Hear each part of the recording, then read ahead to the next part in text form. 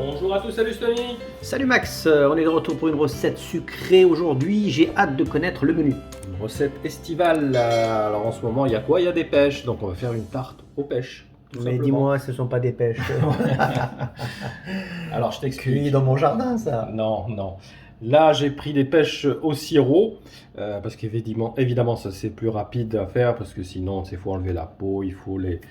Donc c'est le côté pratique. C'est le côté pratique, et puis j'ai été surpris parce que j'ai trouvé ça, tu vois, c'est ça ma mère qui fait ça, c'est des pêches bio, tu vois, et je les ai trouvées vraiment bonnes. Ouais, meilleur que les pêches Eh oui, malheureusement c'est ça. du jardin. Ouais, je vois. même du marché, tu as vu, Du elles ont marché, l'air surtout, belles, parce que le et jardin, quand c'est tu bon. rentres, t'es super déçu, elles n'ont pas de goût, elles sont pas Elles sont sucrées. sans saveur, c'est vrai. Tandis que là en fait il n'y a pas de surprise. Ouais, quoi, c'est une bonne sélection. Voilà, je pense que eux, voilà, déjà ils sélectionnent de très très bonnes pêches, et comme elles sont bio, ben écoute, hein, on va pas se... Allez, écoute, dis-moi On va qu'est-ce qu'il me refuser faut ça. au niveau des ingrédients. Bah écoute, donc une boîte de pêche au sirop. Si vous préférez si vous avez des bonnes pêches, bah écoutez, vous prenez des bonnes pêches du marché, hein, donc ça sera 5-6 pêches.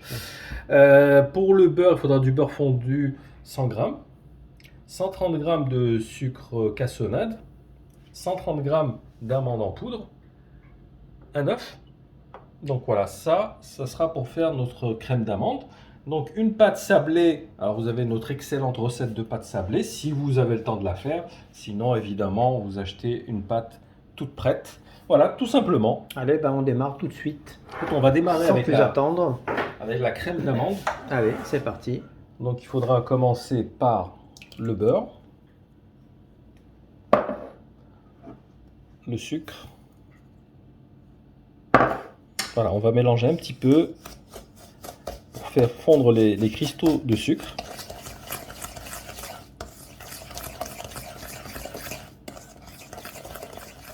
Allez, on va enchaîner avec la poudre d'amande.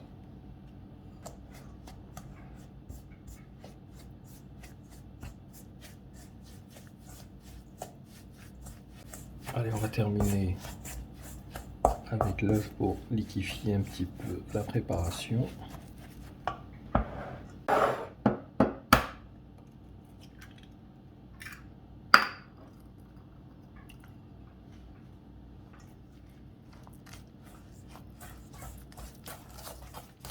Allez, donc si vous voulez, vous pouvez rajouter un petit sachet de sucre vanille. Toujours bon la vanille. C'est optionnel, mais recommandé. Oui. Si vous avez un petit sachet qui traîne, c'est pas de refus. On peut mettre aussi de la fleur d'oranger ou pas?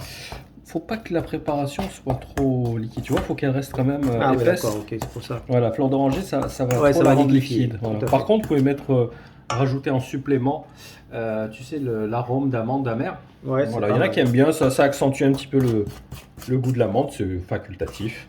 Voilà, bah écoute, là, notre crème d'amande, elle est prête. Ce qu'on va faire, on va couper les oreillons de pêche. Ouais, c'est vrai qu'ils sont jolis. Hein. On va faire des petits quartiers. C'est magnifique, hein, moi, ça. Waouh. Elles sont d'une fraîcheur. Et voilà. Alors, on va prendre notre fond de tarte. On va mettre la crème d'amande.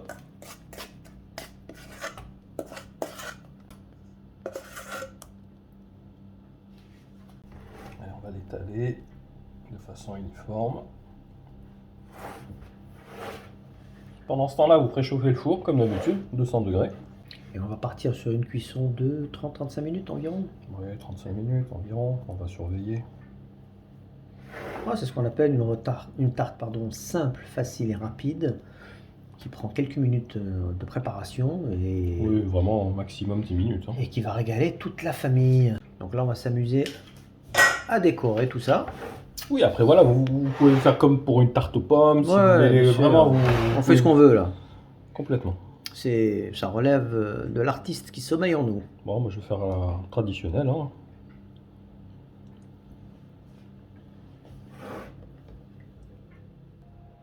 Voilà, donc on va l'enfourner, comme je t'ai dit, 35 minutes environ en surveillant la cuisson. Allez, ben, on se donne rendez-vous dans quelques minutes pour le final. À de suite. À tout à l'heure. Et voilà, donc ça a cuit à peu près 32 minutes, hein, comme je t'ai dit, entre 30 et 35. Voilà, dès que ça commence à être bien doré. Je sais que c'est bon, tu vois. Une bonne odeur là de pâtisserie. Hein. C'est agréable dans la cuisine. On va Hein. déguster maintenant. Hein. Voilà, pour la déco, donc soit un petit nappage à l'abricot, soit du sucre glace, tout simplement. On va garder un petit peu le côté authentique, tu sais, un peu à l'ancienne. Donc voilà, un tout petit peu de sucre glace comme ça sur les bords. Donc là, le sucre glace, il va fondre ou il va rester tel quel? Non, non, parce que là, la tarte, elle a un peu refroidi. Ouais, ça donne un petit côté artisanal. Un petit côté fait maison. Ah non, c'est joli. Hein. Voilà, après, Très présentable tout ça. Hein. on met ça sur une assiette, tout simplement. Et voilà, mon cher Steny. Eh ben, écoute, encore une belle performance aujourd'hui. Hein. Il ne reste plus qu'à goûter pour que je te donne mon verdict. Ah, tu ne seras pas déçu. Sûrement pas. En tout cas, j'espère que vous aurez apprécié cette recette qui me paraît être un excellent dessert que vous pouvez d'ores et déjà tester pour votre goûter. C'est le moment. C'est le dessert d'été. Profitez-en. Nous, on se donne rendez-vous dans quelques jours pour la recette salée.